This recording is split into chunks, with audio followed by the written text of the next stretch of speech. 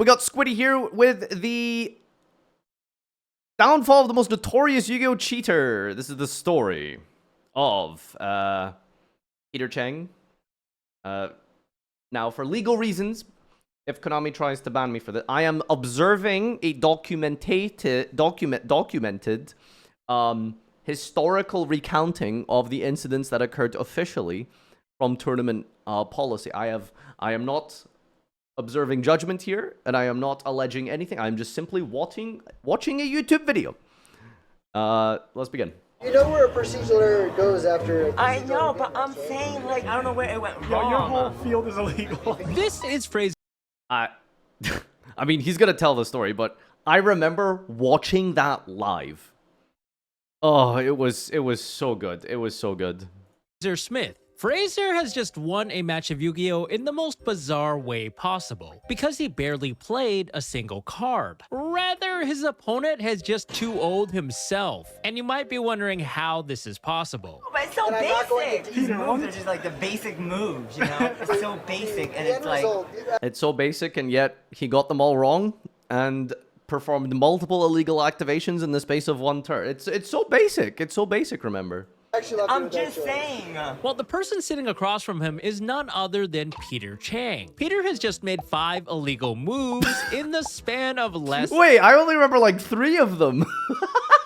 than 10 minutes, and his current field on the board is entirely illegal. But the community wasn't surprised, because this was not the first time that Peter Chang had done this. You see, the man was previously disqualified and banned from organized play on multiple separate occasions for unsporting conduct, cheating. And for over a decade, Peter Chang was one of the most well-known names on the competitive Yu-Gi-Oh scene. Not necessarily for his skill per se, rather for his antics over the years. But on this day in particular, his actions would culminate in perhaps the most legendary feature match ever, and luckily for the world, it was live streamed for thousands of viewers. Now, I just don't understand how you can cheat that much on a live stream. On a live stream! How do you not expect someone to catch it?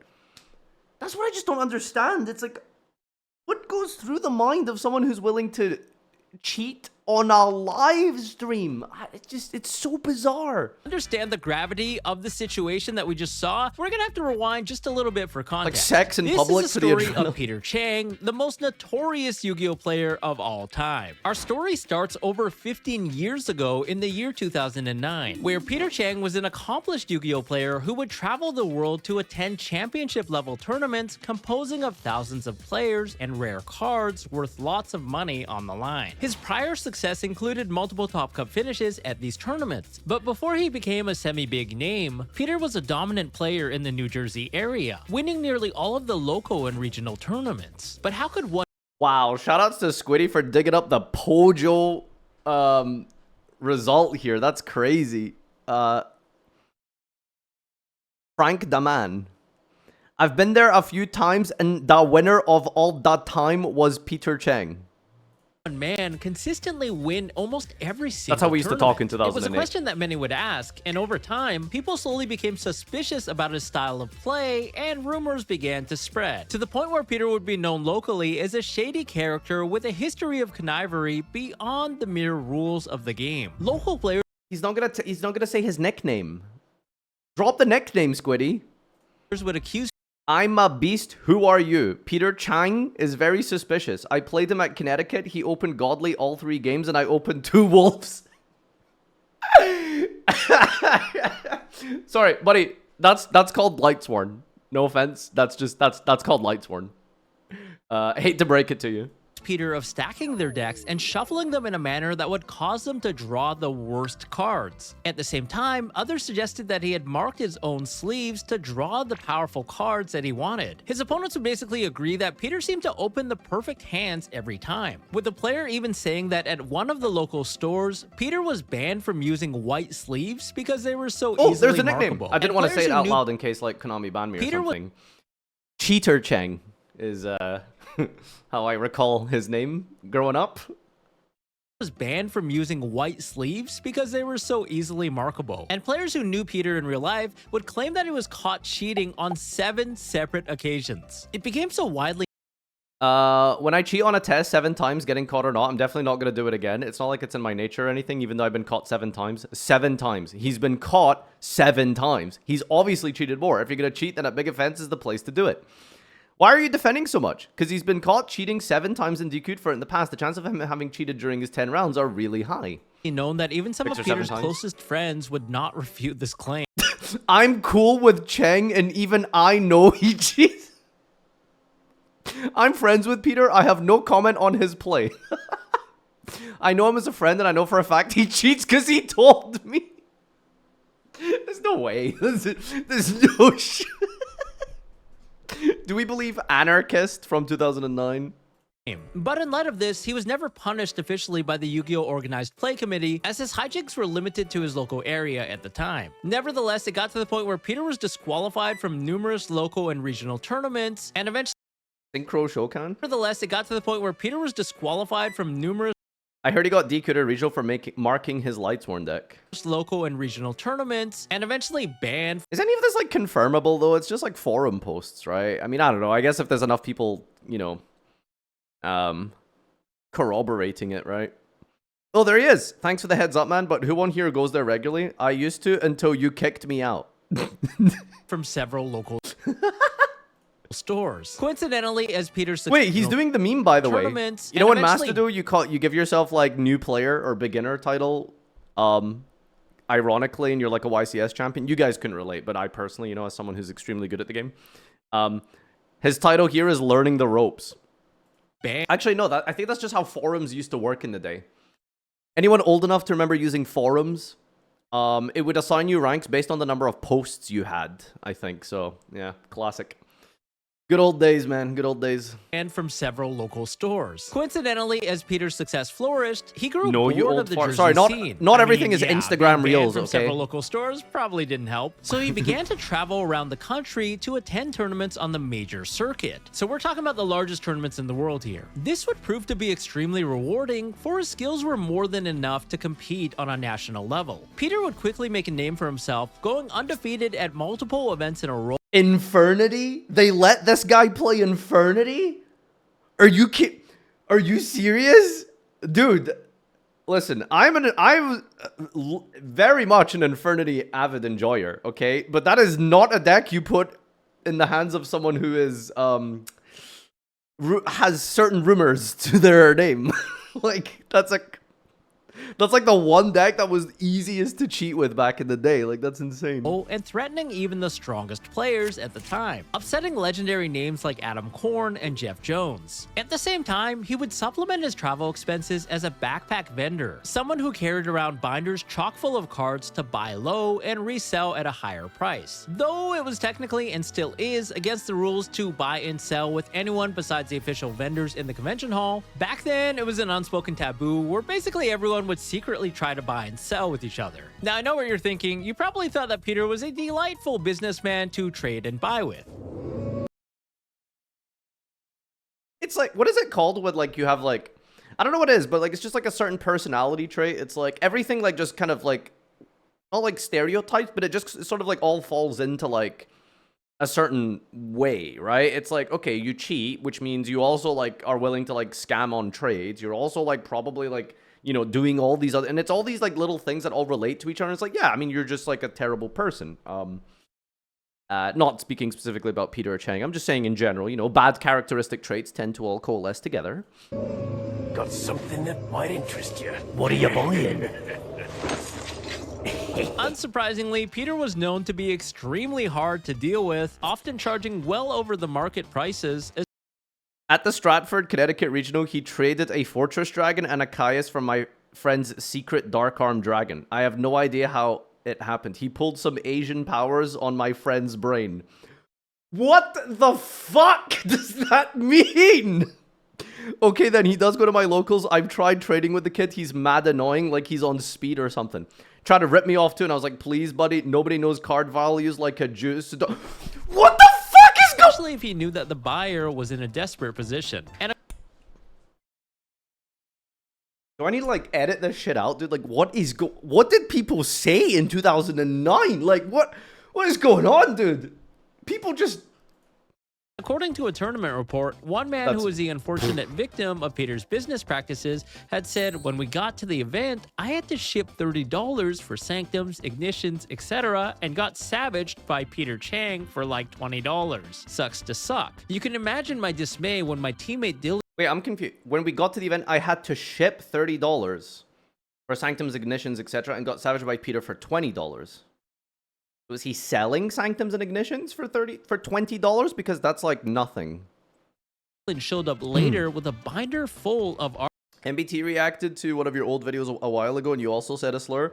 Yeah, man, I know. Back in the day, 10 years ago was crazy. artifact cards. Except that the other vendors were sold out of the cards, so the man had no choice but to approach Peter. And since Peter knew that the man needed the card for the tournament and round 1 was about to start, he upcharged him. Others would say that Peter would lowball them when buying their cards online. But at the end of the day, though perhaps immoral, none of what he was doing was technically illegal, beyond, well, buying and selling at the venue. The bottom line is Peter needed more money to be able to constantly attend these majors because they were always held in a different city across the United States, and travel and accommodation can be pretty expensive. As his play continued, Peter quickly cemented himself as one of the best Lightsworn players in the world. A strategy reliant on self-milling. What does the best Lightsworn player mean? Sorry, no, listen, I'm not denying that there's like certain skill and stuff involved, of course, at any level of Yu-Gi-Oh, but it's a very weird accolade to be like, I'm the best Lightsworn player. And this isn't like new school Lightsworn where there's like combos, where there's like, you know, lines of play, there's bestial mixes, there's Tearlament brews. This is 2009 Lightsworn, okay? You're like Garoth Lila Pass or something. You're like drawing recharge. You're activating charge. You're milling wolf. Like, what is the best Lightsworn player? It would trigger powerful effects in the graveyard to flood the field with monsters. The deck's signature boss, the Judgment Dragon, could only summon itself wolf when and 4 drawing different JD, Lightsworn like... names were in the graveyard, with its Day of Judgment ability wiping out all other cards on the field. But Peter's opponents complained that he always had the perfect mill. Peter Chet ruins me opening charge, hits 2 wolves, and I'm like, I guess he has an answer to everything. It doesn't matter that Asian Cheng would open God every hand. Asian Cheng. They're doing the Mastodon bet. Asians open better hands. Consistently hitting 4 names as early as the second turn, and constantly milling multiple copies of Wolf Lightsworn Beast, one of the deck's powerful methods to swing the game in favor. For it was essentially a free 2100 beater who brought itself back to the field. Though the deck could be pretty inconsistent due to the RNG factor associated with milling, in the hands of Peter Chang, the deck always seemed to perform exactly as he wanted it to. Okay, but has anyone considered that maybe Peter Cheng, like, believes in the heart of the cards? I don't know, like, why anyone hasn't maybe sort of, like, used the methodology of science to test this theorem. Like, there is, like, this notion in Yu-Gi-Oh! That you have to believe and trust in your deck. So, like, there is a world where if we just, you know, perhaps back off and stop piling on this guy, give him the benefit of the doubt, he might just be someone who truly believes in his deck. His devotion and so it to gives the him better mills. Peter would finish top 4 at Shonen Jump Championship Orlando and top 16 at Shonen Jump Championship Columbus. With oh my god, dude, this takes me back. Does anyone remember that old Konami logo? Dude, I used to boot up Pro Evolution Soccer 2005 or something with my friends, and you would see like this old school Konami logo. Oh man, back when Konami used to make good games. Oh, dude. Oh, it's so there was like an amazing soccer game they made as well. It wasn't Pro Ev. I think it was called like Legendary 11 or something like that. That was also really awesome. Metal Gear. Did Konami's old logo appear in Metal Gear? It must have, right? I guess. Winning 11. Yeah, that. Oh, dude. Konami, they did some good shit. Championship Orlando and top 16 at Shonen Jump Championship Columbus. With his name now commonplace among the elite, everyone would agree that Peter was no doubt a skilled player. But while his accomplishments grew, so did an aspect of uncertainty surrounding his gameplay, which had now transcended his local community and became known to the world. Online, this is like one of the most dangerous combinations, right? It's like, it's one thing to be a cheater, right? But if you take someone who's like competent and like pretty decent at the game and you also cheat, it's like, that's just like deadly, you know? And there's been like a couple of people in the community and a couple of people that without a shadow of a doubt I know to be like that. And it's like you just snowball success so well. It's insane. I will not be using names, but there's been a lot of people like that.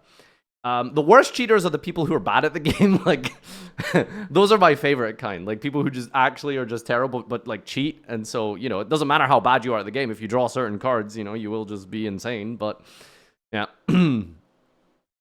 The cyclist guy who doped, for example, he's very good, but he was also doping and it was just dominant.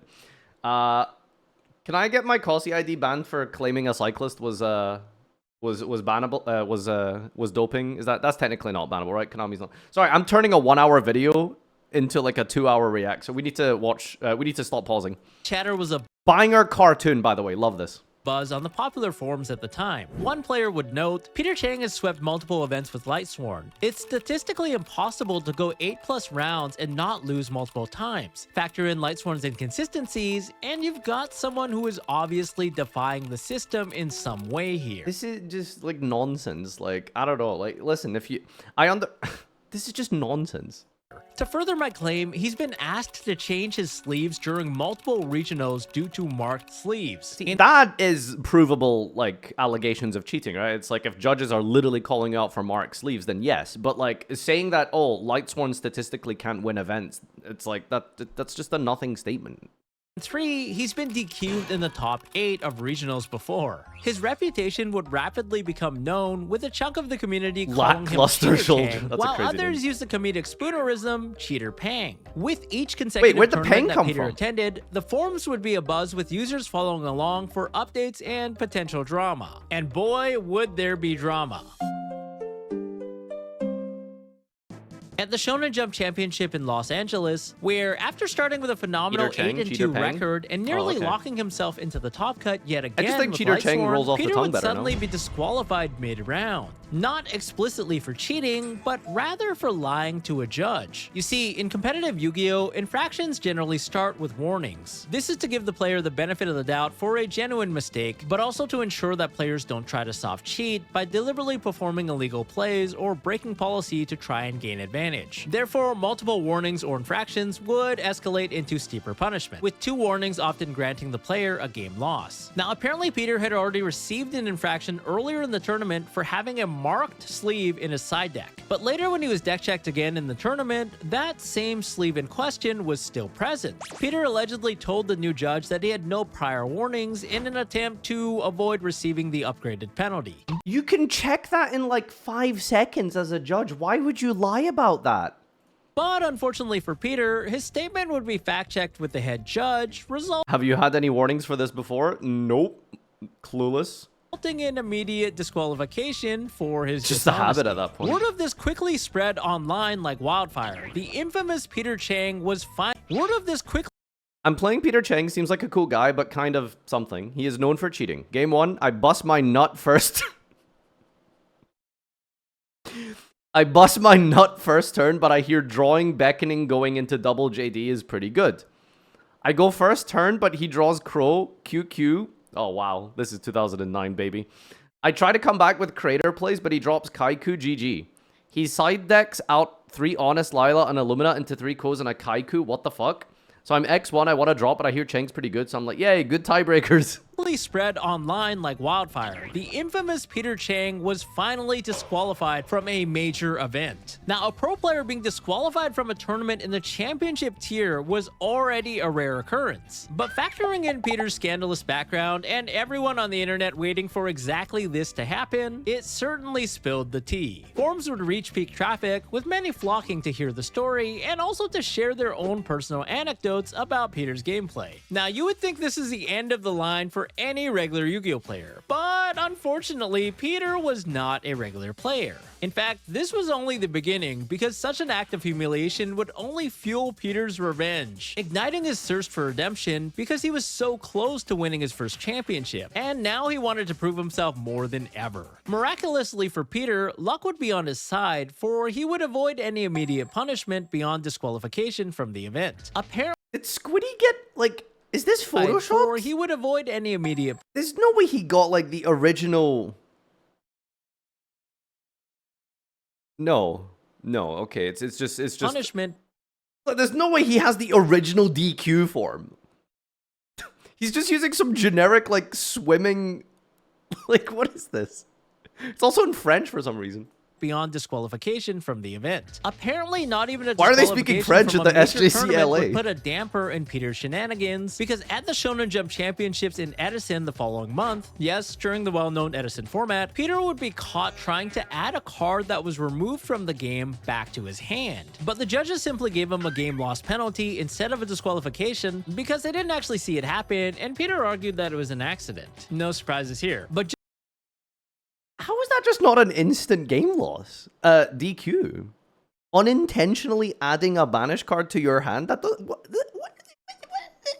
just 4 months Dude, I swear, like, I think it was like the 5Ds era of Yu-Gi-Oh! You could just get away with anything. Genuinely. You could just do anything, man. It was the Wild West. Like, stealing, physical, like, altercations, cheating in games. Like, I don't know what it was, but Yusei created the worst environment for Yu-Gi-Oh! In history. It's insane. later, to the chagrin of the entire community, Peter Chang would pull off the unthinkable. It's May 16th, 2010. Peter Chang has defied all expectations and once again made the top 16 of a championship. But it would only get better for him as he breezes through the top 8 and then the top 4, at long last landing himself in the championship final. And the crowd can't believe it. If Peter Chang wins, I'm learning how to cheat, says one poster online. And finally, when the smoke cleared, a man raises a trophy with one hand and clutches 3 elusive prize cards in the other. After years of grinding, Peter Chang has finally achieved a championship title by winning the Yu-Gi-Oh! Championship Series Washington. And not just any regular championship tournament, but the first ever Yu-Gi-Oh! Championship Series, a prestigious Wait, I didn't know that. He won the first ever YCS? YCS #1. That's crazy. tournament that would replace the previous Shonen Jump Championships, featuring a set of new and elusive ultra-rare prize cards, the 3 Dark Lords. Dark Lord Superbia, Dark Lord Asmodeus, and Dark Lord Ida Ari, and they now belong to Peter. But instead of celebrations and congratulations, the community was largely skeptical, beyond just the mere fact that it was Peter Chang. You see, at this event, Peter pulled off a complete upset. He played a Machina Gadget deck utilizing the Jinzo engine, but it wasn't exactly That T-posing Jinzo's crazy. the most competitive deck. In fact, it was regarded as a significantly weaker deck that paled in power compared to the existing X-Saber and the newly released Infernity decks that were expected to dominate. His strategy was rather simple. The gadget monsters Ah, I know what this is gonna be. replaced themselves for free card advantage and fueled the Machina Fortress, who could be summoned by discarding another machine from the hand. Next, the Jinzo engine would supplement this, providing the only means of power for the deck to match the pace of the newer strategies, who had nearly outdated it completely. It would enable him to play Future Fusion, one of the strongest cards ever printed, that years later would even have its effect nerfed. But at the time, it allowed him to fusion summon by using resources directly from the deck instead of his hand and field, breaking the game mechanic completely. The monster wouldn't be summoned until the following turn, but that didn't matter because resolving a Future Fusion would allow Peter to dump all of his machine monsters to the graveyard if he declared a summon of the Chimera Tech Overdragon, a boss monster that required Cyber Dragon and any number of machines as fusion material. This also meant he could dump 2 copies of Jinzo and 2 copies of Jinzo Returner from the deck to the graveyard. The baby Jinzos would then trigger, immediately reviving the 2 adult This is Jinzos, literally whose 4 effects garnets. instantly kick in to negate all trap cards on the field,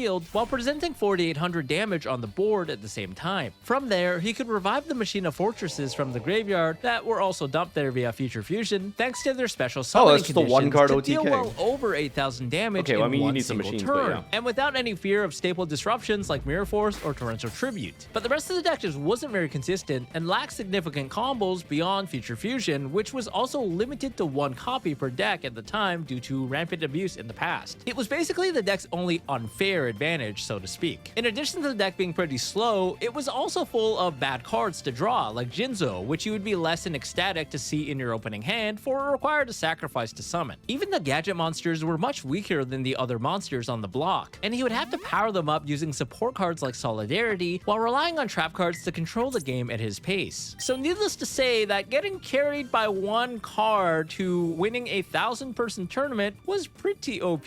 Which brings us to the conundrum. Peter would have to hard draw the Future Fusion because it wasn't searchable. How? How did he draw it how? Unless your name is Peter Chang. Because after his win, even more rumors exploded online, with some players at the event claiming that instead of drawing Future Fusion, Peter would search for it from his deck and add it directly to his hand when resolving the effects of his gadget.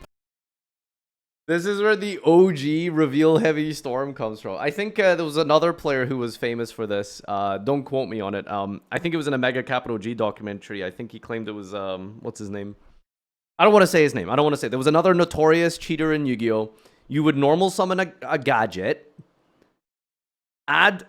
put your card in your hand, so the Future Fusion, add the Future Fusion to your hand, like literally just dump it into your hand, and then your opponent would be like, either they would just not check, or you would put it into your hand, and then you would reveal the red gadget, because these cards are garbage. So all the gadgets add each other. So you just summon the one that has the name that it searches already in your hand, and then you search your deck for whatever power staple you need. Heavy Storm, Future Fusion, and then you just reveal the one that you actually already had. So this was like the notorious gadget cheat of 2009, or 10, I guess, at the time. Yeah. I can't believe this is being documented. That's insane.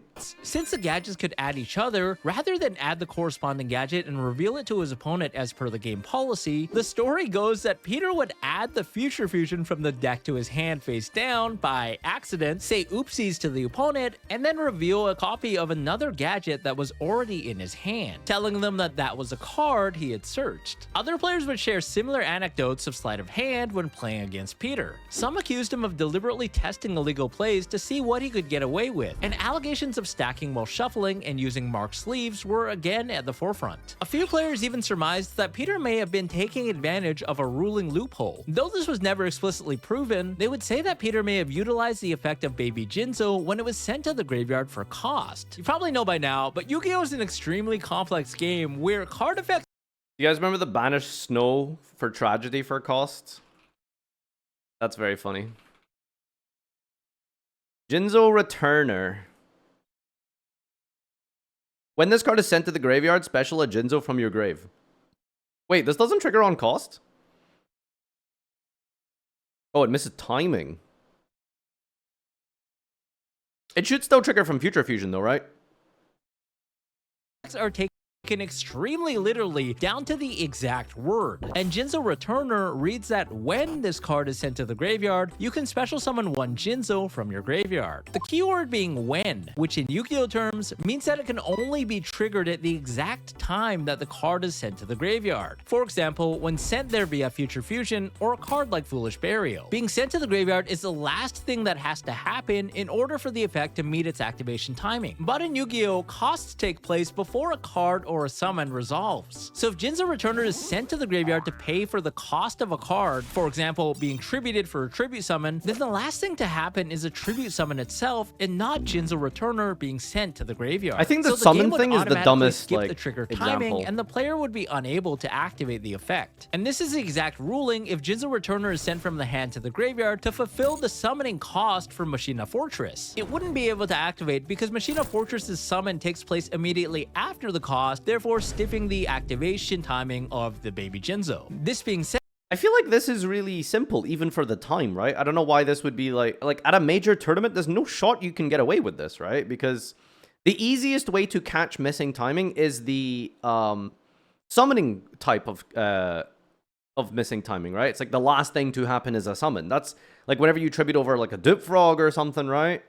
In the early rounds you can. But like his goal was never to just win the early rounds. His goal as a top player was to win events, right? So it's like, yeah, that might work day one, but it's like your entire deck's like win con, this cheating win con that you've developed is just not going to function on day two. Like, right? It's 2009. Yeah, but like the thing is, again, what I'm saying is like, it doesn't matter that it's 2009. I know like information wasn't as well known and stuff like that, but like this is like YCS level events. Like people are researching, people are decently prepared who are making Top Cut, right? It's like you're not winning an event by doing this. Maybe you can get far, maybe you can have a deep run, but you shouldn't be winning an event by cheating timing. Like that just doesn't seem, that just seems terrible. Instead, some players online would claim that Peter may have abused this throughout his tournament run. Since this was an obscure ruling that wasn't immediately obvious when reading the card at face value, it's possible that not every player would have known the implications. In the worst case scenario, with Peter taking a warning from the judge, if the opponent even bothered to call a judge in the first place. Surprisingly, most Yu-Gi-Oh players are a lot more chill and reserved when it comes to calling judges compared to other trading card games that are out there. You're kidding! Judge. Now, the R&D team would later patch this loophole by rewording optional when effects to if instead, therefore allowing future cards to activate even when sent to the graveyard by cost. Just in order delete to it. avoid Just abuse delete and it. confusion. But despite the rumors, no one could explicitly validate the claims against Peter. While most of the community completely disregarded Canadian idiot. Look, guys, it's distant.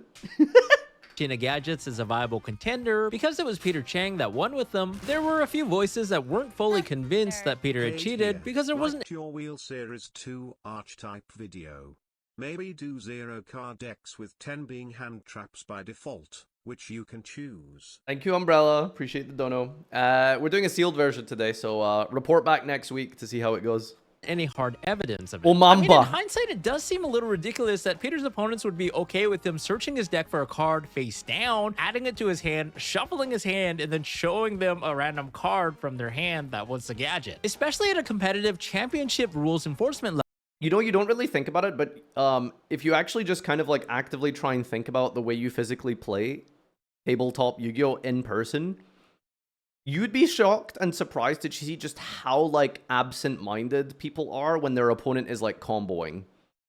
A lot of people like just completely zone out. Your opponent like picks up their deck and you don't have any responses. Like so many people just completely just shut down and they're just like, yeah, you know, they just sit kind of shoveling, twiddling your thumbs, checking your hands. You know, maybe some of you people like go on your phones and stuff. Your opponent could just do anything. Like, you know, sleight of hand, just pick up their deck, put like anything into their hand. You're just sitting there like, yup, you know? So, at a major event, you should probably try and like really focus on the games. Because in Yu-Gi-Oh, any card that's... I don't think cheating is as prevalent as it's definitely not as prevalent as it used to be back in 5D's era. But I wonder how, like, much people cheat today. I'm really curious about it. I don't know. Searched from the deck to the hand has to be That's for revealed Robert to, to find opponent. out. Now, perhaps Peter may have used other sleight of hand to make this possible, but it's more than likely that this was just a meme that snowballed. Go to a YCS and cheat, see what you get away with. I've always hypothetically joked that if I ever quit Yu-Gi-Oh, my final video will be me going to an event and documenting myself cheating to see how far and how much I can get away with. And that'd be my vlog. That's a joke for legal reasons. That's a joke. And spiraled out of control online because of Peter's history of making illegal plays. I don't think conventional cheating happens as much. Yeah, I think the most common, like, because of how complicated and fast the game is now, Keep going with the content. people are Stream probably alone, not, like, smile. stacking each other as much as they used to back in those days. Because drawing your cards was more important back then. And, like, searching your deck for, like, important things. Like, you just have to open a good hand now. So you have to be really good at stacking to, like, somehow make your opponent, like, brick on 5 cards. Which is insane level. I mean, at that point, just go do like parlor tricks at kids' parties for like, you know, become a magician for like self-employed business or something, or go to a poker tournament or something. I don't know. But the way that most people probably cheat today, I can only assume is just like ruling stuff. Once per turns, activation conditions, locks that people just kind of like conveniently forget. Is probably the thing that just happens very often now. But on the other hand, to add some more suspicions, it was also the first major tournament after the release of the Shining Darkness, a powerful set that forever changed the landscape of the game. It would Damage bring step? power creep to an entirely new level that was never witnessed before. With the support for X-Saber and the highly anticipated release of Infernity, a deck that defied any prior sense of Yu-Gi-Oh logic. Previously, gaining card advantage and resources required setup, often taking multiple turns and being earned as payoffs through difficult means. But the Infernity deck was highly Did he just... What is that card that negates Mirror multiple Force? turns and being earned as payoffs through difficult means. But Oh, that was Trap's done. Oh, okay. I thought don't Glad have an Omni? The Infernity deck was highly explosive and could overwhelm the field with near endless resources out of nowhere, granting the user the ability to set up a near unbreakable end board or just attack and win in one single Bro, how do you beat this? Like, what the fuck is this? How do you beat this shit? turn. The deck's gimmick relied on the user having no cards in their hand, and once the requirement was met, all of the effects became live. Their signature card, the Infernity Archfiend, could search the deck for any Infernity card when it was special summoned. Infernity Necromancer would then revive the Infernity Archfiend, and 3 copies of Infernity Launcher could revive both Archfiend and Necromancer, creating a mini loop as Archfiend would then search for another copy of Infernity Launcher. How is this card at 3? Over and over again. Built-in tuner monsters allowed the deck to summon a plethora of synchro monsters like the Mistworm to spin back the opponent's field, while Infernity Break could disrupt the opponent's cards. As if this wasn't enough, they also released a TCG exclusive card in the form of Infernity Barrier. This was an TCG exclusive. I didn't know that. Could negate any opposing card, making the deck complete overkill. X-Saber, on the other hand, was already an existing powerful deck in the metagame. Double X-Saber Golems could easily loot the opponent's hand for multiple cards. Cold Wave and Trap Stun could lock the opponent from using traps, while Double X-Saber Hyunlei could then destroy up to 3 of them. Their ace main deck monster, the Rescue Cat, could swarm the field and even enable crazy degenerate turn 1 combos. But the Shining Darkness would seem that every TCG exclusive card in the 2010s was a war crime. Yeah, this is redemption. Every single TCG exclusive card was absolutely batshit insane broken, and in 2026, they give us shit like Ashen. Introduce another TCG. Okay, to be fair, they gave us Mitsurugi, but like, you know, for the most part, like, it's been rough out here. Exclusive, this time for the X-Sabers as Double X-Saber Dark Soul, who allowed the player to search for an X-Saber. Wait, Dark Soul's a furry? I never noticed. It's a little wolf. Monster during the end phase of the turn that it was sent to the graveyard. The exact card that the deck lacked for follow-up and resource management, because now we had a body that we could synchro away while getting a search in the end phase. I don't know. The other TCG exclusive Double X-Saber Bogart Knight allowed the player I know you to guys special think summon I'm old, another but I'm not X-Saber this old. monster I'm not from their X-Saber hand, old. easily placing 2 bodies onto the field to enable Double X-Saber Fall Troll. There was just one problem. A search is not exactly the term I should use for Double X-Saber Dark Soul's effect. You see, this was the first card that was worded in such a way where the search would be delayed. Yo! Thank you for the host, Josh. Appreciate it. We're in the middle of watching an old school little documentary here. Some of you may or may not be familiar with the old Mr. Chang. Some uncertainty about how it would work. Previously, cards like Sangan would trigger immediately when they were sent from the field to the graveyard, and we didn't have any precedent for something that Sangan was a vanilla monster in Forbidden Memories? Therefore, it was left to the judge's interpretation, and they would rule that Dark Soul triggered immediately when he was sent from field to the graveyard, meaning that the same copy of Dark Soul could be resurrected and sent there yet again, accumulating multiple searches off of one single copy. Though this would later be overruled years later, at the time it would push X-Sabers to even greater heights than ever imaginable. And armed with heavy graveyard disruption like the DD Crow and the anti-Dark Floodgate, Consecrated Light, the deck could go toe-to-toe with Infernity, resulting in a stalemate of power, with 7 X-Saber and 7 Infernity decks both making the top 32 cut of the tournament. So you can probably see why it was borderline impossible for Machina Gadgets, a deck that had received 0 new support from this game-breaking brand new set, to defeat multiple X-Saber and multiple Infernity decks across 15 rounds to win this tournament. And in the finals of this event, 7 judges were watching the match from every possible angle to ensure that Peter Chang did not pull any shenanigans. I'm not even joking. This was actually what happened. Yeah, they really wanted to cover their bases. And with the pressure on, he would defeat YPFL Stephen Harris, an Infernity player who, interestingly enough, Peter knew was not playing the Chimera Tech Fortress Dragon. Fortress Dragon was a direct counter to any machine deck, for it was a unique fusion monster that could be made without polymerization. Rather, the card introduced the concept of contact fusion, allowing the user to simply send the first contact materials from the field to the graveyard, as long as they were all present on the field. Oh no, he's summoning that Fortress Dragon to the wrong side of the field. That's not the funny way to use it. The funny way to use it is you just throw all your opponent's cards into the graveyard and you summon a Chimera Tech out of your own graveyard. It was 'Cause it could be specifically used from printed anywhere as on the a field. countermeasure to the advent of powerful machine decks that had plagued the game over the past couple of years. And its fusion materials would require Cyber Dragon plus any number of machine monsters from either side of the field. This meant that a regular player could even utilize Peter's own Cyber Dragon alongside his other machine monsters to wipe his entire board on a whim. But at the very last minute before submitting his deck list, Harris decided to play an additional Synchro monster over Chimera Tech, theorizing that nobody would be crazy enough to play Machina Gadgets at this event. But Clueless. evidently, Peter was crazy enough. This meant that he was able to keep Nah, his no Cyber one's playing Dragon this on garbage. the field without any fear of his machines being wiped away by one single fusion summon, adding additional pressure to his board, ultimately contributing to his victory alongside the fact that Harris somehow drew the worst possible hands. The forums went absolutely crazy. Peter Chang, who everyone thought to be an egregious Let it be known there is a stark difference between Gadgets winning and Peter Chang winning. I can't believe Cheater Peng won this tournament. Shrugs. Oh well. cheater had won a championship event, and with the last deck anyone would have possibly imagined. Players had already begun buying out X-Saber and Infernity cards overnight with the expectation that one of these two decks would easily sweep the event. But they were wrong. He had to have cheated, said the community, who completely dismissed Peter's victory with such an unconventional strategy. Me when a rogue deck wins a tournament. Cheeto. What's the worst deck that's won an event? Prank Kids. Pre-Link 1. What else is there? World Chalice. That's pretty bad. Rekka. World Chalice is honestly pretty shit. Stop saying BA. Why are you saying BA? Like what?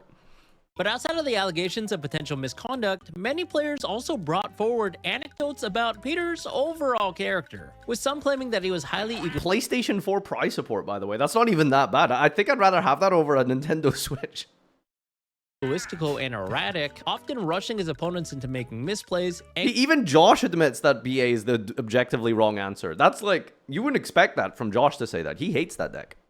I played Peter at YCS Seattle. Holy shit, was he just the most annoying person to play against. So rude. He would constantly be rushing me while slow playing his turn, grabbing my cards without permission after I requested he not. Everything he did irritated me.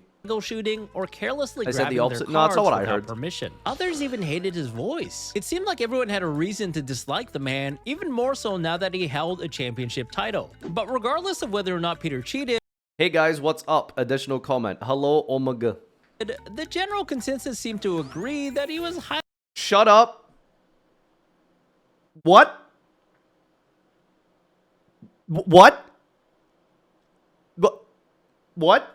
highly annoying to play against. In a Reddit thread titled, "What's the worst player you ever dueled?" on the r/Yu-Gi-Oh subreddit, a hefty He ended up getting disqualified. amount of replies were about Peter Chang. It seemed that a lot of players on the competitive circuit had witnessed his shenanigans at one point or another. With the spotlight illuminating his elevated notoriety, players began to complain about his apparent invulnerability. It seemed that no matter what penalties or disqualifications Peter received, he would receive no further suspensions. "I don't cheat. It's just I'm good and you're not," he would proclaim online. But some Real voice reveal. players decided to take matters into their own hands. You see, at a regional tournament just a week after his championship win, Peter would get jumped by a group of rare hunters trying to steal the coveted prize. What? Peter would get jumped by a group I believe the correct terminology is Cheater Peng. You switched the first letters. The week after he won, he got jumped at a regional. Peter got jumped, and I had to get some dudes off of him because they were trying to steal his backpack. Bro, I am telling you, 5D's Yu-Gi-Oh! Was literally like the wasteland. It was Mad Max. of rare hunters trying to steal the coveted prize cards that he had brought with him to show off. But luckily for him, he would narrowly avoid disaster. And if you didn't believe that Yu-Gi-Oh! Could be serious business, well now you know. Does Squiddy just like play RuneScape on the side of like writing these videos, and he's just like, yeah, I might as well use some B-roll for this, you know? Result, Peter would take a low profile over the next couple of weeks, but quickly found himself back into the swing of things to test for the upcoming National Championship, the largest tournament of the year that would qualify a handful of players for the prestigious World Championship. But only 2 months later, things would finally devolve for this devoted duelist. In the year of 2010, Peter would attend the Yu-Gi-Oh! National Championship, and inside of the convention hall during check-in on Friday, he would sit down at a table with friends to work on their deck list and collectively theorize what the best tech cards would be. But as they lost themselves in I mean, it doesn't matter what your theory says if you're just drawing cards you want, right? What are we testing here, you know? Like, making sure our fingernails are not clipped in time? Like, what's the testing process? the conversation, a judge suddenly tapped Peter on the shoulder. And at that moment, he would inform Peter that he was banned from organized play. Oh my god, there's a video of this? The banning of Cheater Peng. Effective immediately, apparently as a further consequence of his original disqualification from Shonen Jump Los Angeles earlier that year, but also as an additional penalty in regards I will say that's an extremely shitty thing for Konami to do, is like to wait for you to go to the next event, book all your shit and flights and accommodation, then when you're there, ban you. Like, that is like that's an incredibly malicious way to do that. He deserved it. Well, you know, none of this is all allegations at this point. Okay, I don't know. to another disqualification from a regional tournament that took place at some point between his championship victory and the Yu-Gi-Oh! Nationals. But the rules committee would have to confer with their higher-ups to determine whether or not a suspension was warranted. And though it took some time, they had finally come to the green light to ban Peter Chang from organized play. After being caught on multiple different occasions with suspicious shuffling, conspicuous sleeves, performing illegal plays, and numerous penalties and multiple disqualifications, Peter's guardian angel had done all it could, and the consequences had Peter Chang's guardian angel be like, I'm tired, boss. I'm overworking here, but finally caught up to him. And at that very moment, Peter would be forced to leave not only the venue, but also the game itself for the next few years. Understandably, how many years did he get? Must have been 3, completely right? Crushed. This was a devastating blow to a large part of his life that he devoted so much time and effort to. But if there's at least one takeaway from the story so far, we know that Peter was extremely determined. And even a forceful setback like this would not stop him.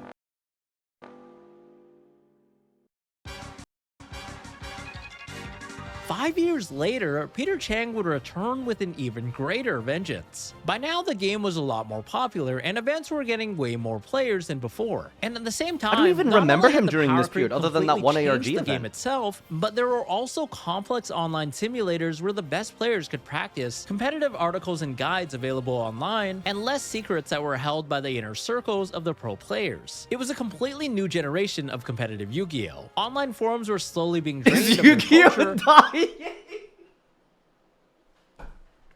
Do people post this shit once a year?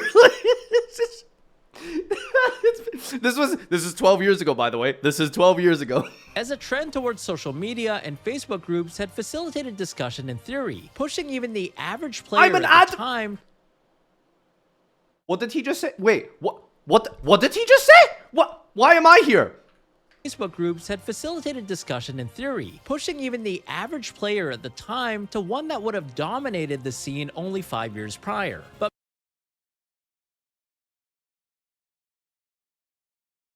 I'll take average player. I'll take it. I'll take that. That's an insane insult to the average player at the time. You're banned. You're banned. Peter, of course, was still following the game even during his ban. And now that he could enter tournaments and Mods, sanctioned snatch his events balls. once again, he quickly adapted. Defeating thousands of players, he would make top 32 of both YCS Columbus and the National Championship in 2015 with his new favorite deck, the Teller Knights, a strategy whose signature monster ironically I don't understand. If you're going to cheat in that format, you would cheat with Shadal, right? Like, you would just put Shadal fusion into every hand. Like, how do you lose? The only way Shadal lost if it just didn't have a fusion. searched for another copy of a Teller Knight monster from his deck, just like the gadgets. Yeah, Peter seemed to love cards that would Oh, because the Neb effect gets a search every time it's... Oh, and then you just add, like... Oh, okay. search his deck. It was almost a combination of his You can rota and search Dark Hole or something, right? Yeah, no, that's a good point. decks in the past, Lightsworn and Gadgets. His confidence with the Teller Knights would also propel him to win the Ultimate Duelist series, an exclusive Oh, yeah, he tournament did win a comprising of UDS, the didn't he? nation's top-ranked players. Wait. Do you remember the Ultimate UDS tournament that happened like last year? Was he invited to that? There's no way. Was he there? They invited all of the UDS champions to the UUDS, it was called. He wasn't there. He was invited, but he didn't go.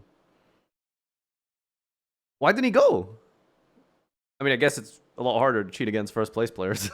Granting him the championship belt and also 2 buys for the first 2 rounds of all foreseeable tournaments to come. Because This was a Gadgets prestigious suck. achievement that only the upper echelon of duelists I mean, what he could have played something else that year, right? He could have go like Snake Eye Ash, add I don't know, Call by, Reveal Poplar. There's had other ever cards you can do. obtained. Once again engraving Diabell Peter Chang Star, into set Solemn competitive Judgment. Yu-Gi-Oh history. It quickly became obvious that Peter Chang was once again a force to be reckoned with. Though whether due to pure skill Every Able at the UUDS had 5 judges. A tournament with 20 players is easy to judge.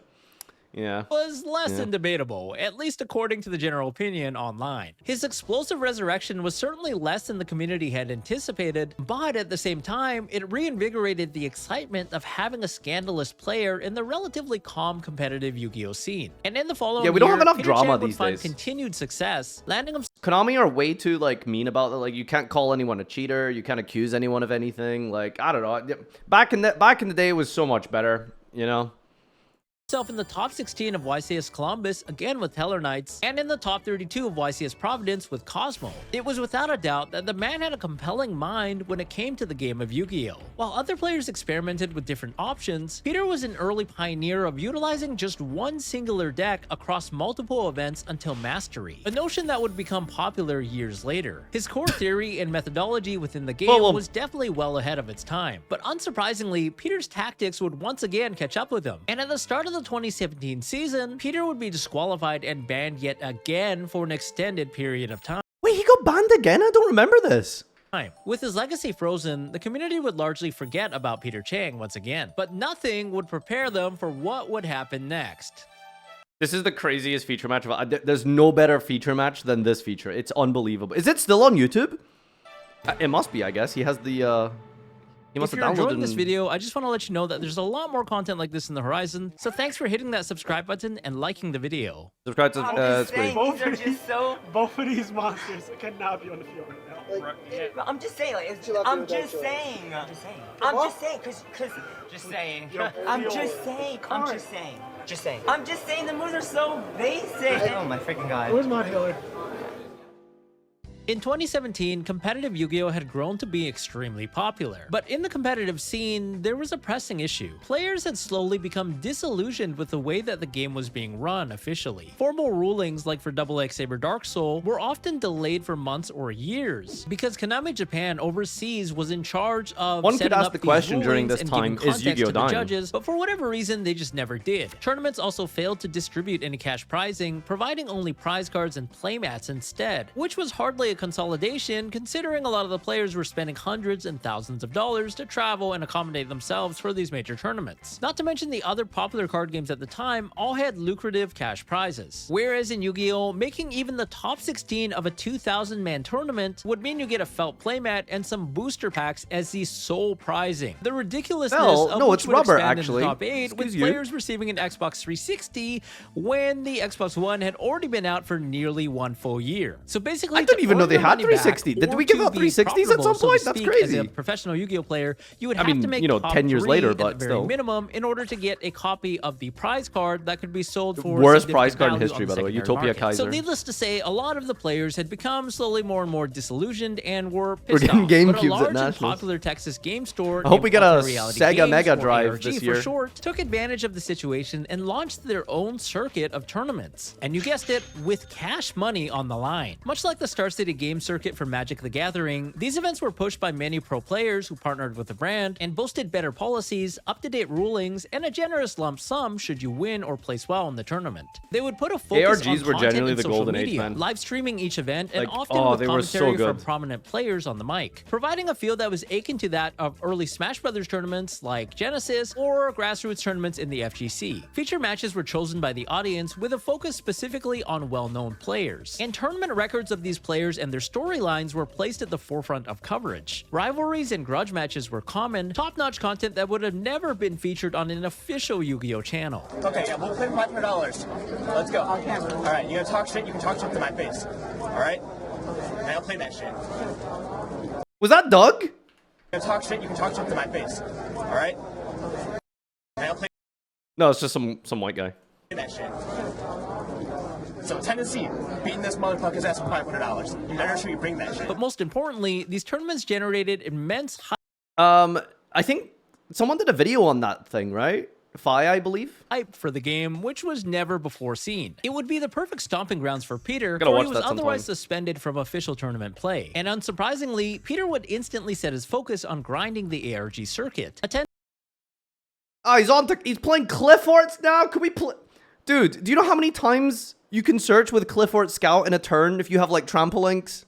Oh my god, dude, you need to get the search cards away from him. Attending several events with little problem, and receiving a handful of feature matches to which the YouTube comments could be pretty amusing. But one particular match would catch the attention of the entire world and bring the spotlight on Peter Chang once more. ARG Championship Series Springfield 2017. It's round 5 and Peter is currently 5-0. He sits down to meet face-to-face with Fraser Smith, a pro player with a championship win himself, alongside dozens of other accolades. Fraser had previously won YCS Atlanta using a unique Gravekeeper strategy during a graveyard-based plant synchro metagame. All right, But he let's had not since let's taken a not break call for some time and was Gravekeepers just unique. returning All to right, the let's game. relax, The Squiddy. tournament format would revolve around Let's not say the Zodiac, deck that a powerful acts engine that could be Necro Valley played is as unique, its own okay? pure deck or splashed into other strategies. They would completely break the Xyz mechanic, which previously allowed the player to summon out an extra deck monster by stacking 2 or more monsters with the same levels on top of each other. But with the How? Zodiacs, the extra deck monsters could be overlaid on top of one just double single summoned monster. Louise and it he was was textbook legit. power creep at its finest. Zodiac Broadbow could search for another Zodiac monster from the deck, while Zodiac Trident was an endboard piece that could destroy a face-up card during either player's turn. Now this of course already generated unreal advantage from just one single monster, being able to search for a card to replace itself and then also destroy a card on your turn and another card on the opponent's turn at the minimum. But it gets even better. You see, their signature monster, the Zodiac Rapier, could special summon 2 more copies of itself from the deck whenever it was overlaid as a material. The new copies of Rapier could believe then be this overlaid shit was into any legal. other rank 4, with Daigusto Emerald I mean, being it's one of the premium few. choice, I or it think could we've had then like 2 events ever in the history of Yu-Gi-Oh that were 32 out of 32, 100% top cut was one deck. One of them was Teledad, I think, and another was Zodiac. It unbelievably broken for the time. cycle back the Zodiac Rapiers to draw Until a card today, and allow for the Rapier is still Rapier loop limited. to be conducted again on the next turn. While Fraser utilized a pendulum Zodiac strategy with Metaphors, Peter would instead combine his Zodiacs with the Infernoid engine. It seems that Peter would be Bro, nostalgic Zoonoid was about insane. prior decks that he'd seen Oh, success dude, with, this deck for was just gas. like the Light Sworns, the Summon Infernoids were Kagetsuchi, heavily Mill mill 5. reliant. Oh my They could God. resurrect themselves from the graveyard by banishing other Infernoids. And The had problem with explosive Infernoids effects is that you don't could wanna wipe draw the a single entire field, Infernoid while except negating Decatron. either a spell or trap card in the case In of fact, in Minoku, Zoo, you or didn't want to draw monster any effect with Infernoids because that's a Aviati. normal But the summon. Zodiacs meshed really well into this strategy because the Rapier combo could end on Bujinte Kagutsuchi, a rank 4 who could mill 5 cards from the top of the deck. So imagine being able Snow to search was a Zodiac legal at the monster, same time? pop Oh up my to God. 2 cards, and also mill 5 cards from the top of your deck thanks to one lone monster. That's how broken the Zodiac engine was. But that's not all, because the deck also had access to one of the strongest in-engine Every cards spell in the ever deck was printed, crazy. and also very much like Peter's favorite card, the Future Fusion. You see, just like Future Fusion, Void Imagination let the user actually, it's fusion more like a summon by Chanel using fusion. monsters from their deck, as long as the opponent controlled a monster that was special summoned from the extra deck. This would be used to fusion summon the Infernoid Tierra, who could be made using any number of Infernoid monsters. Meaning, just like the Chimeratech Overdragon, the user would effectively send all of the Infernoid names from their deck to the graveyard, which of course could be brought back using their own effects. Upon summon, Infernoid Tierra would allow both players to send the top 3 cards of their deck deck to the graveyard, and also 3 cards from the extra deck to the graveyard as well, allowing Peter to send copies of Elder Entity Entis to pop a free card on the field, Cyframe Lord Omega to disrupt the opponent's graveyard, or just additional copies of Tierra Yu-Gi-Oh to cards serve kinda as look cool fodder like that to when the banish from the colors are graveyard inverted? to resurrect the other Infernoids. We need An X-ray vision cards. unfathomable level of advantage from one single card, meaning just like Future Fusion, if Void Imagination resolved, the game was effectively over on the spot. The Infernoid Zodiac deck had everything that Peter liked in the past, from milling to activating Future Fusion. But the downside, of A crazy description. Something about this deck just called to Peter. You know, random mills, power cards, searching. Something, I don't know what it is. Something in this strategy is just really, really good for him specifically. course, was having to play Infernoid monsters who really aren't that appealing to draw on their own. But here's where the deck had an edge. It could take advantage of That Grass Looks Greener, one of the strongest cards in the history of the game. Crazy to think that this card was would allow released the and it was user just to at mill 3 cards and from that the was... top of their deck equal to the difference in Crazy. their deck size and the opponent's. Since the minimum deck count was 40, most players would play exactly this number to maximize the chances of drawing the strongest cards in their deck. With Grass, however, the player could easily max their deck count to 60, meaning a guaranteed mill for at least 20 cards against most opponents that were playing 40, or even more cards if the opponent went first and had already thinned their deck via searching. Resolving Grass would fill the graveyard with a plethora of Infernoids and also Fairy Tale Snow, a monster with an on-demand quick effect that summoned itself back by banishing any 7 cards from the graveyard, just like Snow White and the 7 Dwarfs. Upon summon, Snow was a disruption as it flipped an opposing monster face down. And for this reason, with Grass being so overpowered, the deck also played 3 copies of Left Arm Offering, a card that can search for any spell card in your deck, including Grass, but at the steep cost of banishing the player's entire hand. And game 1 would start with Peter winning the die roll, activating Left Arm Offering, only to discard his... Everything he just did there was... How do you fuck up one card twice with what? He goes left arm, chain maxi, discard 3 Inferno. How do you illegally resolve a card twice, but it's one card in one chain? How is that possible? his entire hand to the graveyard instead of banishing. Look, I'm not trying to like call out the judge or anything, but that judge is just looking at him like, yep, no problems here. It. His very first action of the game was an illegal play that was so egregiously illegal that it's honestly kind of surprising. The card It's impressive. Like, it is impressive. itself says banished. If it discarded, it would be way too broken, especially with a graveyard-based deck that wants to mill. Peter's excuse later on would be that he had only picked up the deck 5 minutes prior to the tournament and his friend had made the deck completely for him, even though it was round 5 and both players were undefeated. On top of this, he did this in a feature match that was live streamed in 4K HD to thousands of people around the world. But what was more shocking was the fact that neither Fraser nor the judge would immediately catch this. Though in Fraser's defense, he did mention that he was on hiatus and took a long time break, so he didn't really know all of the cards to the exact wire. Of course, the chat at the time would go completely bonkers, having caught the error and attempting to notify the commentators and the staff. Though some time would pass before someone finally caught wind of it, so play would continue as normal, with Peter activating the search copy of Grass, now milling a large chunk of his deck. Sorry, Squiddy didn't actually mention just how egregiously incorrect that was. Left Arm Offering, by the way, is a card. It's a spell that says, if you have 2 or more other cards in your hand, banish your entire hand. Cost! You banish your hand for cost. He activates Left Arm, doesn't pay the cost, chains Maxi, and then discards 3 Infernoids. Doesn't banish, discards. Infernoids all go to the graveyard. That's, you know, exactly where you want them. It's how do you mess up a card's activation like that? It's like, I don't know, it's like getting Pot of Greed wrong twice. It's like you draw 3 and then discard 1 or something. Like, I don't know. How do you mess that up? Which surprisingly lacked a chunk of Infernoid names. In fact, it was probably one of the worst possible mills. But he would be able to but it's fine because he discarded 3. Banishing the few 3 names that he did have in the graveyard, including at least 1 that he happened to discard with Left Arm Offering, meaning that the first illegal play had now created a second illegal play. Play passes over to Fraser, who then normal summons a copy of Eccentric Archfiend, now threatening the Deviati. So Peter is forced to banish 7 cards from his graveyard to resurrect the Fairy Tale Snow and flip face down the Archfiend Eccentric. But as Fraser lays down his next 2 cards, What the fuck is going on? Is that how people used to scale? What is this? What are you doing? What is this? The head judge Dude, listen, I know like sometimes the field like is a bit wonky and people like just do whatever. Some people put the field zone. People used to put some people used to put the field spell, like the literal field spell, in the field zone, like in the middle of the field. I've never seen someone like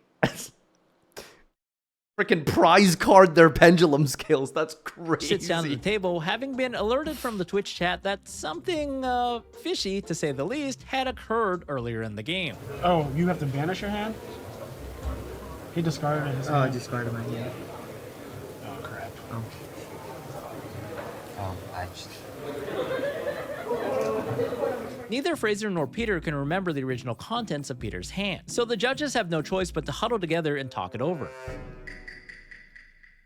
After a few minutes of heavy deliberation, the judges return to the table to inform the players that the game state is now irreparable because so much has happened since Peter discarded his hand. Peter argues that it's his first time playing the deck and he had no idea, and even asked for them to rewind the stream to try and piece together their hands so play can be rewinded, but at this point it's kind of hard to do that when a bajillion cards have been milled and an entire turn has passed. It's going to be a procedural error for both players, a warning for Frazier, and a game loss for you. As you do gain mass advantage from not banishing. Should have just said something earlier. I mean, there's a judge right here. You should have said something earlier. honest- Well, I don't know, dude. You should know, like, know how your fucking cards work. What a fucking dumbass. Like, what?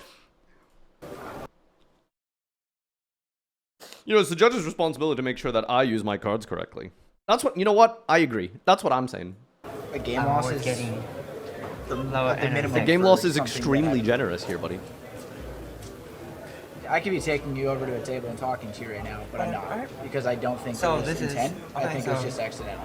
Instead of being grateful to the head judge, who had given Peter the minimum possible penalty, as he didn't believe that Peter deliberately made the illegal play, a salty Peter complains that the table judge should have caught his illegal play earlier. It's like the audacity to be given, like, bro literally commits murder and he gets away with like a misdemeanor and he's out here like complaining. Like, well, it should have just been like a fine. Like, you know, like, what is this? And not waited until Fraser actually drew his card for turn, even though it was his own fault in the first place. But I that the wasn't illegal arrested. Play even happened. Judge should have just said something earlier.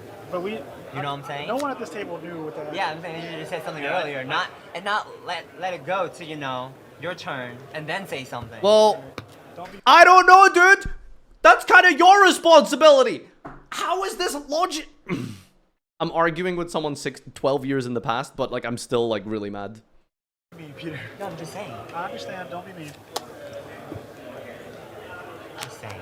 If they had said it earlier, we could have like fixed Absolutely, but... Peter receives a game loss penalty, so he's now down 0-1 in the best of 3. The community goes absolutely crazy. Twitch chat, Reddit, Facebook groups are all once again talking about Peter Chang. Cheater Pang had returned. that. What are they saying? Peter Chang's on stream cheating with us. Oh, great. This is gonna look bad. Yeah. You Always think? is. There's some uncomfortable silence as the two players side deck for the next game, with Peter opting to go first since he lost. He looks at his hand for a minute, pondering, then activates Zodiac Barrage to special summon a Zodiac Rapier from his deck, commencing the Rapier combo by overlaying into Borbo, then Tiger Mortar, detaching Bor so he can special summon a second copy of Rapier from the deck via its own effect. Standard plays, of course. He then proceeds further into the combo, overlaying Broadbow Okay, over Tiger Mortar, pay resetting attention the to his first search Rapier's here. effect so it can be used to special summon a third copy from his deck. Okay, add But as Webtail, he goes okay. through his deck for the other Rapier, he shortcuts the other effect of Zodiac Broadbow, who can detach a material to search for a Zodiac monster. Except Peter completely forgets to detach a material for the cost of this effect. Illegal play number 3 of this match. This also makes it so he only has 2 monsters in his graveyard, which stiffs his next play as he's not allowed to legally use the effect of his Daigusto Emerald. Like, dude, I don't know. I guess he was never a good player, right? Because like I was saying earlier, if you're like good, if you're a good player and you cheat, it's just like absolute stonks to the moon. But this guy's just bad at the game. Like, he's just bad, and he cheats. It's like, what have you got going for you, man? To shuffle back 3 monsters from the graveyard into the deck, since there's only 2 monsters in the graveyard at the time of the activation. You don't have enough targets. You have to have Oh, three right, I'm monsters sorry. upgrade. I need to pay attention. Yeah, like, how the fuck did I I need to pay attention. what Yeah, you you want, probably dude? should. What did you do? Yeah, like, what the This combo always ends with that Gusto Emerald. How did you mess this up? Yeah, what the fuck happened? Illegal play number 4. Now, I genuinely want to believe that Peter made an honest mistake here, because it's certainly not in his favor if he can't resolve the Dagusto Emerald to draw the free card. But it seems like he initially Maybe he, like, the thing is, like, he probably actually just isn't cheating here. Maybe he has been on a break for so long. He just sucks. He's washed. Maybe. caught himself when he goes to detach. I think the judge should have caught this, actually. The problem is the judge. The judge should have told him to detach from the broadbow. And realizes that it's an illegal action. But then he tries to go through with it Because, again yeah, it's true. I mean, there's before no the judge benefit to, stops like, him. doing this So take this that way. for what you will. Now, at this point, both Peter and his opponent are confused and are wondering what the heck he just did because the current game state makes absolutely zero sense. I'm done. I'm so done with this game. I don't want to play anymore. Yo, does Frazier 2-0 him by activating one I card? want to go home. I just want to go home. I have no idea what just happened. What should have been an extremely linear and standard combo line has somehow been fudged, and the numbers are just not adding up. As Peter mutters to himself, he proceeds to activate Void Banishment to try and search for Void Feast, a trap card that strengthens his end board and would summon out multiple Infernoids. Oh, he during the drew. opponent's He turn. opened Although Vanishment, asking himself Rapture, and what the 60 hell he cards. just did That's wrong. crazy. But little does he That's know crazy. he's about to make Yo, that's crazy. That's crazy. How did he do that? That's crazy. Rapture, Vanishment, and 6. That's crazy. illegal play number 5, though we'll get back to this in a second. At this moment, the table judge points out that he hadn't detached from his broad bow for the effect of Rapier earlier, something that's still easily fixable, though technically at a warning for Peter, which the judge forgets to give him. That told me to remind you to detach for something. Detach for bull search. Oh, I guess it was that. You probably were supposed to detach for that. Okay, alright. So, That's- yeah, that's yeah. like, wait, something happened. That's Yeah, why. something went wrong. Yes. To make things even more confusing, Peter then asks the judge if he still has to activate the Void Banishment, or if they can rewind to him shuffling and drawing a card first. So, do I even still need to do this first? Because I was originally going to do that. Oh god, I don't want to play anymore. Don't ask me anything. All right. Do you know what I'm saying? Don't ask me anything. Anything else was detached. God, can this not be my life right now? I'm still going to make this move anyway. I just want to play you. Hold on. Don't leave me. Okay. Peter decides that the outcome is the same anyways, so he proceeds with his next play. Yes, just stay here. Just saying. Yo, please. I mean, he's not wrong at this Peter point. overlays Please, like, the just Zodiac stay here. Trident and then tributes the Dagusto Emerald to summon out Vanity's Fiend, a powerful card that he brought in from his side deck that locks his opponent out from special summoning. Okay. As if this wasn't enough, he then passes his turn and flips up the Anti-Spell Fragrance, locking the opponent completely out of any spell cards during their turn. Okay, With the Vanity's Void Feast Fiend, poised to Banishment, summon out 3 Rapier, Infernoids during Fraser's turn, and the Vanity's Anti-Spell? Fiend preventing him from summoning any monsters, this is effectively an unbreakable end board that should be an automatic win for Peter. Even worse for Fraser is the fact that he drew his one of in the form of Speedroid Takum Oh no, how a could useless this engine happen? piece that you'd never want to draw. While Fraser would have probably scooped up his cards immediately against any other player, in the back of his head, he still knew that he was playing against Peter Chang. And if the first game was any indication, anything can happen Just when let you're him playing fall against over, you Peter know, Chang. like, And the you'll longer get that you game stay loss in the for something. game, the more likely it is that he might have made an illegal play, which he did. Because a judge suddenly pauses the game yet again. So, wait. Why can't he summon Dragon? That's all chat said. You cannot summon dragon, so as soon as the condition is not. Oh god, what is happening Okay, now? to be fair, this is a Oh, crazy is it one 'cause you guy. They're activated just that listening card? to the Does that chat. card do something? Yeah, you can't normal special summon monsters other than Infernoids. See, this is why I was supposed to do this first. So, like, this is unbelievable. This is another game state. I'm done. I just what is happening? Someone in the chat had noticed that Peter cheated yet again by summoning non-Infernoid monsters after resolving his Void Vanishment. You see, Void Vanishment has a line of text at the very end that says for the rest of the turn after you resolve this card's effect, you cannot summon any monsters except for Infernoids. And Fraser even picked up this card to read earlier, but it has so much text that it was just easy to miss. You can discard one card, add one void from your deck, except okay. Also, Ain't no one reading today. For the rest of the turn, okay. So in this very basic combo line, Peter had effectively messed up everything. He was supposed to summon out the Zodiac Trident and Vanity's Fiend before activating the Void Banishment as the final layer of his combo, so the monster lock I wouldn't did matter. not know Construct but he was on this didn't. card. So you can't even summon Vanity's Fiend? No. Oh my god. See, I told you this was supposed to be done first, and then this is supposed to be at the end. But you know. Oh yeah, you cannot. So his board is Broad Bull anti-spell? That's what I'm saying. This was supposed to be done you still, first. it's crazy And because he then, still like, wins the people game. say I had to Oh, your whole disarm. field is illegal. Thinking it's supposed to be activated last. I knew that. Oh my freaking god. This is the most. You went from a game loss to. Oh my god. And then. It's not like it's intentional. Okay, so you didn't even somehow you pulled off activating an XC without detaching and didn't get a procedural error. That's why I said, like, where did it go wrong? Like, this happens all the he went to time. go for Where that did it go first wrong, round. Right. And now you have Dryden Vanities versus a procedural error. After. You do know where this is going, Peter. But I'm just saying, like, it's not intentional. Like, you know, these moves are just. I don't. Yo, I know, but I'm just saying, these are just so. Both of these monsters. Yeah, cannot Jim's put- concerned with the Twitch viewers. Yeah. Yeah, Oh, You know where how many procedural viewers we error got? goes after a I procedural know, but game I'm loss, right? saying, like, this was. I don't know how I walked up to this, you know what I'm saying? Like, this is so. It's so. Peter realizes this, but has little to say beyond. It's so basic, and The it's end like. result- the end- These moves are just so. Yo, there's a basic counter. They're not like. 30 And these minutes are just outgoing. like Someone basic actually moves from these. Someone talking you to the know? board. God. This is like. What is this like argument? What is this discussion? Like, oh, these are such basic moves. It's like, well, my brother in Christ, you're the one who fudged them up. Like, yeah, dude, you're the one who's messing it up. Like, Most common basic moves, and it's like. Then why are you messing No, them I'm up? just saying. 'cause- oh, just The one chat brain. and the head judge were really unamused. In addition to this, Peter had got away scot-free without receiving even a warning for his But the thing is, like, this is just like not cheating. Like, none of this is beneficial. This is not like this.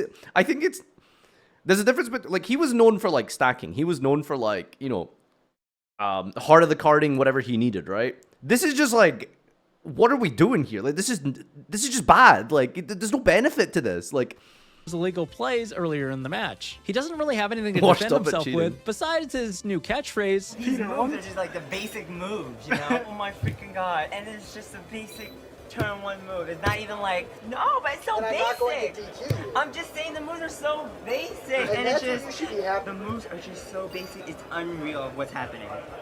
Because they were technically basic moves, but he kept repeating himself as if there was some sliver of hope that the judges would let him rewind and actually do the combo the right way. It's not like there was any interaction with this move.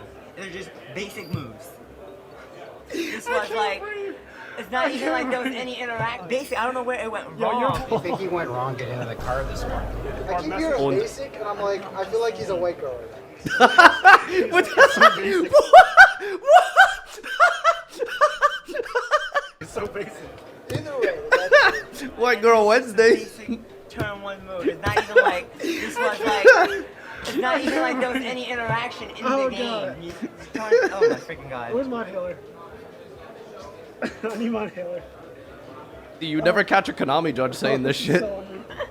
I can't. You've actually left me I'm with that just choice. saying. Imagine getting a ruling At at one a point, he would seemingly YCS, get judge calls annoyed you a and white would girl. even proceed to blame the judges. Because he keeps coming over and saying, I'm just saying, but you guys are not saying, and why are you not saying it after the move is done? And he's like not saying anything either. Because I'm still learning what these do. Wait, actual judge interaction there.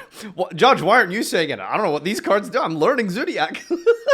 Saying that they didn't point out Face, his face, illegal face, moves, face, and face. they were distracting him by walking back and forth to his table to check on the game. True. Yeah, it's the judge's I fault. just hope you know. I'm letting you know. Oh my god. He literally did nothing. And like no one is like saying this after the move's already done. Unbelievable. Thanks, Judge. You're a real help, by the way.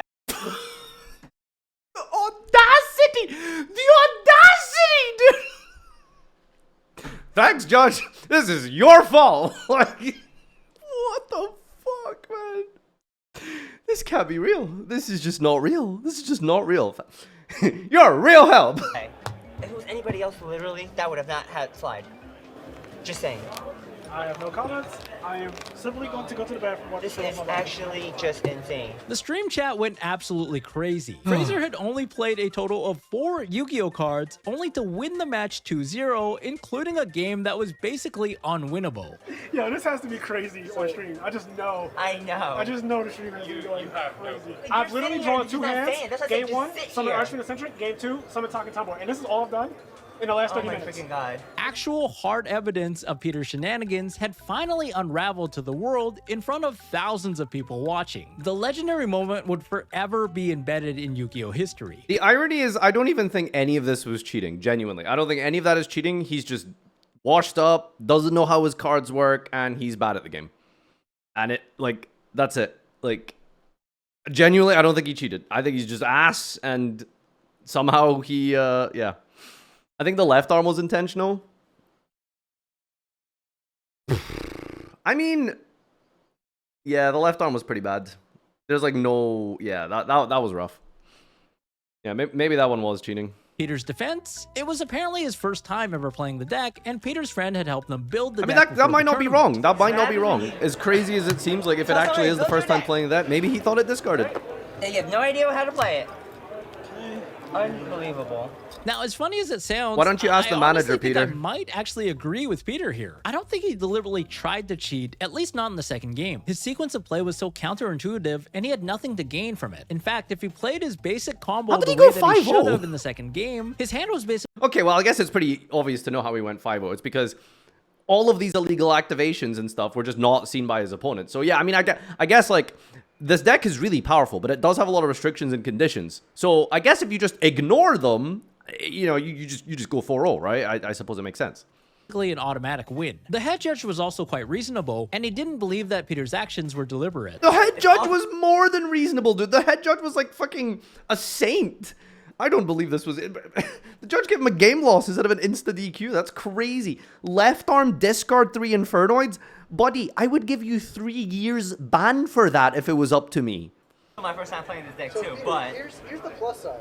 Is Oh my I don't God. think you're purposely cheating. no, but it's so And I'm not going to basic. DQ you. I'm just saying the moves are so basic, And and it's that's what just. you should be happy with. But it's not that. It's just just wanna breathe. the moves are just so basic. It's unreal what's happening. So Peter would receive only a match penalty and not a disqualification. If I hear the word allowing him basic to again, play I'm gonna further turn into on the Taylor tournament. Swift, But it like, wouldn't full do too power hot, tonight. having been pretty tilted from this match, to say the least. The match would be posted throughout social media, forums, Facebook groups, Reddit. Everyone in the community would witness the hilarity. And more than anything, it was fantastic entertainment. But the story doesn't end here. Ironically, Peter's official ban from the Konami-organized events would be lifted around that time, granting him the ability to attend YCS Seattle only 1 week after the ARG incident. He would play the same deck, with one of his opponents going on Reddit to note that Peter was unpleasant, extremely rushed, and grabbed his cards without asking, overall being a very annoying opponent to play against. And at this tournament, Peter would somehow get disqualified and banned yet again. Though the exact reason for his disqualification wasn't explicitly confirmed, according to a user on Reddit, it was allegedly for UC cheating related to something with the graveyard. Now, I know what you're thinking. Crazy. Based on the prior story so far, you probably think that Peter would return to get his revenge once more. But this was seemingly the nail in the coffin for Peter's career as a player, for he would surprisingly not return to the competitive scene. But Peter's ghost would somehow still be in the community and haunt it in other ways. Also, if you guys made it this far into the video, it hopefully means that you enjoy my content. And I want to let you know really quick, I do have a Patreon page where you can get early access to my future videos like this one and behind the scenes content, including footage from these stories that didn't make the final cut. Y'all should subscribe right now. Squiddies is go.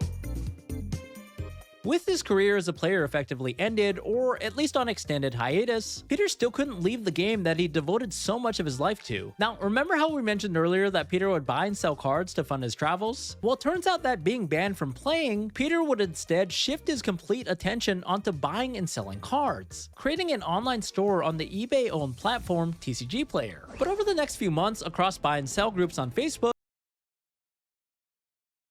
We went from scamming in game to scamming out of a shop. There's no way. There's no shop. There's no way. There's no way.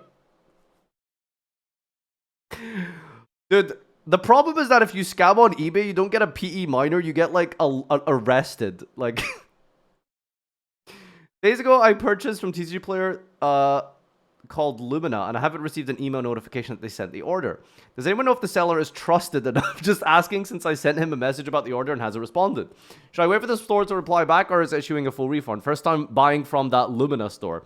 Lumina? Wait, the Lightsworn Pro? Damn, I wonder who that could be. Why is there so many laugh reacts? Oh no, Pepe La, he is so unaware. Look, there would be complaints about a certain TCG player account by the name of Lumina, which was probably inspired by the Lightsworn monster, if you see where I'm going with this. In Yu-Gi-Oh! Trade complaints, a group consisting of over 11,000 members, several customers would state that this seller had sent them damaged, high-value cards. In one case, it was a Starlight Rare IP Masquerena, which at the time had a market value of over $1,000 USD. But many others were even less fortunate, where they would not receive their order at all, having to complain to TCG player support in order to get a refund. With such a concentrated group of Yu-Gi-Oh! Players, many were quick to call out that Lumina was in fact an online store that was owned and operated by Peter Chang. Quite a fitting name, as Lightsworns were one of his most successful decks over a decade prior. As time passed, there were more and more complaints about Peter, ranging from damaged cards that were received not as pictured, to more orders not being received at all. This was a recurring trend, for it seemed that Peter was extremely forgetful, or maybe he just didn't intend to ship out the smaller cards in the first place in the hopes that the customer might forget. Stories would also trickle across the internet to Reddit, where a thread asking sellers to watch out for on TCG Player would have the most upvoted response be about Lumina.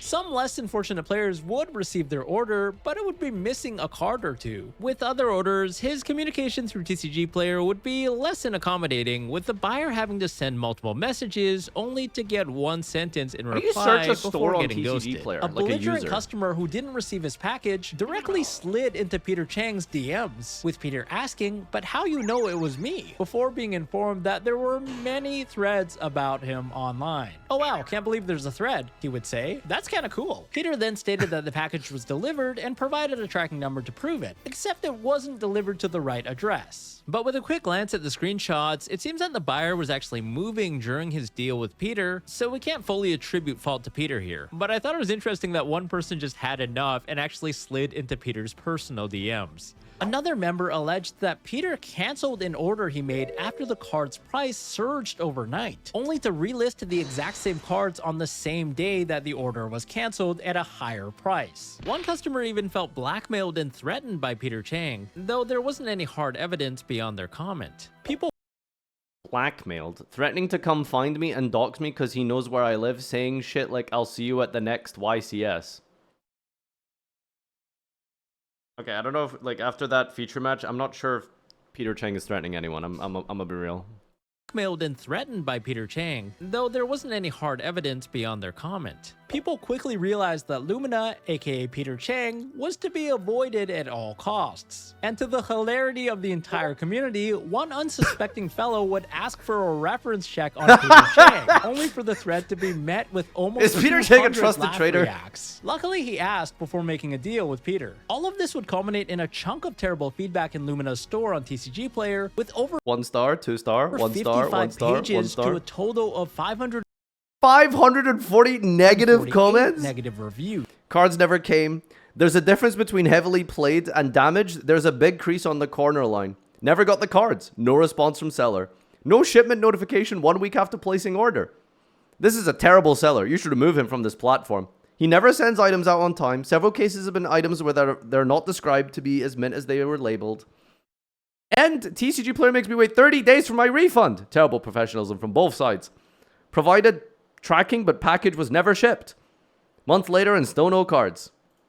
And Peter Chang being added to the community blacklist for bad traders and scammers. But in Peter's defense, he somehow still had a positive lifetime rating, with 99.4% on over 50,000 sales, which means that he had actually sold a lot of cards successfully. And though rare, among the heaps of negative comments, there were at least a handful of customers who successfully bought cards from Peter with no issue. But to this very day, Peter Chang continues to peddle cardboard online, with a store comprising of over 450,000 individual products, the last remaining sliver of the legend himself.